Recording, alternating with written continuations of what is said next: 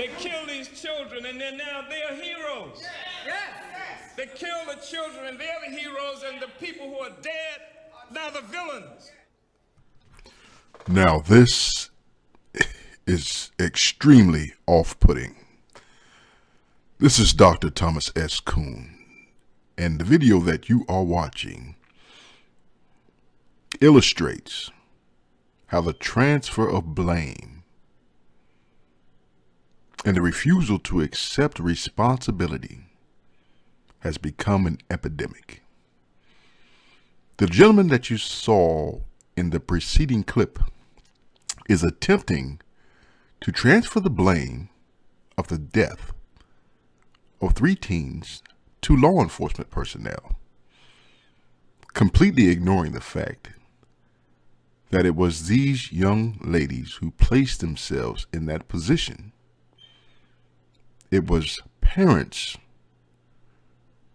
who failed to put the necessary measures in place to keep their children out of this position. What is especially disconcerting is his opening statement. They killed these children. Now this group is calling for the sheriff's resignation over the teens' deaths. Let's watch.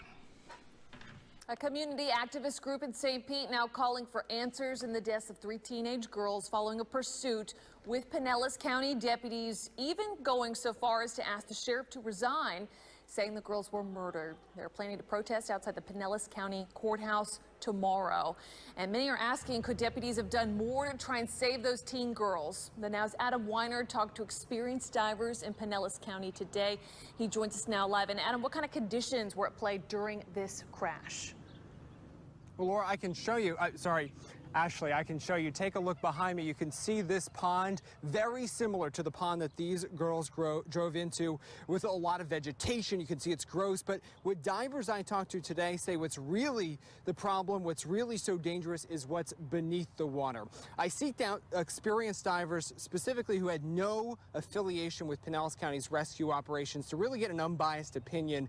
Divers I talked to today tell me they go through a lengthy checklist of safety precautions before they would ever get in a Pinellas County pond like this one. Why? Well, sometimes there's mud up to your knees, there's sometimes debris and sharp objects, and then of course there's the wildlife, not just alligators but snakes as well. But perhaps most importantly, deputies don't usually have the necessary equipment or even the training for an underwater rescue.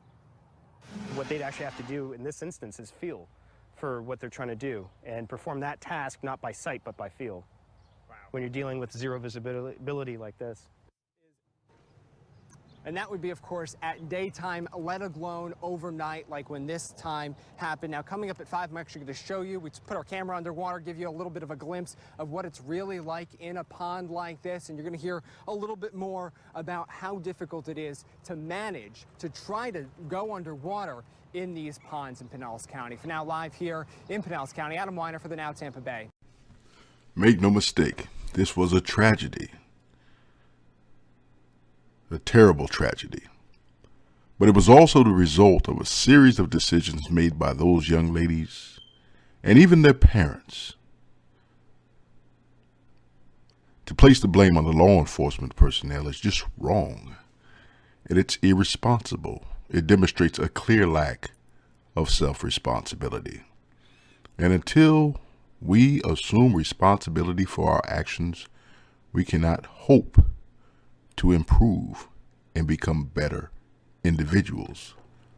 How would it have benefited for an officer's child to lose their mother or father, or an officer's spouse to lose their husband or wife? That's just my opinion. What's your opinion? I'd like to know. Please comment in the comment section below. Like it, share it. Let's have a conversation.